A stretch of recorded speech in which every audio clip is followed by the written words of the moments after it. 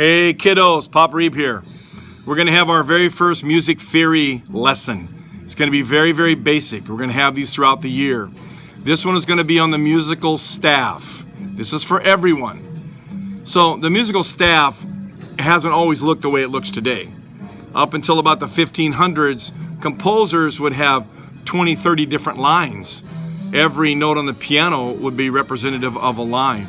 When the 1500s came around and the invention of the printing press and they could print music, they decided to separate them into two clefs, treble clef and bass clef.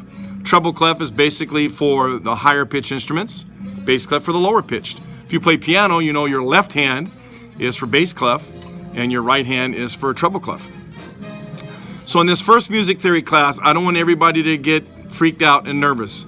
Everyone is going to learn the basic notes for both staffs, bass clef and treble clef. And it's really simple, so don't get nervous. Do you know your alphabet? A, B, C, D, E, F, G. Stop. That's all there are, 7 notes. Now some of those notes have flats and sharps, and we'll learn about those later.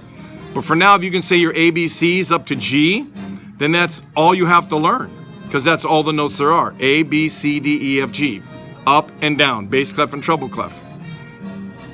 So attached is a PDF file, which will help you a little bit to learn where those placements and notes are on the staff. And then there's a YouTube video, kind of a cute little YouTube video that helps you remember like codes. Like if you remember back when you were in elementary school and you got taught the phrase face, F-A-C-E, face, and how that represents the notes in the spaces in treble clef.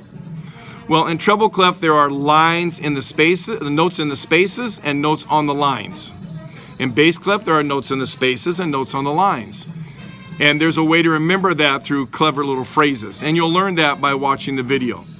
Now, I expect everyone to learn bass clef and treble clef, all the notes and their names within a couple of weeks. I'm probably not going to give you a formal test, but what I will do throughout the school year is I may stop a song and say, hey, Sarah, percussionist, go over and look at that timpani note and tell me what that is.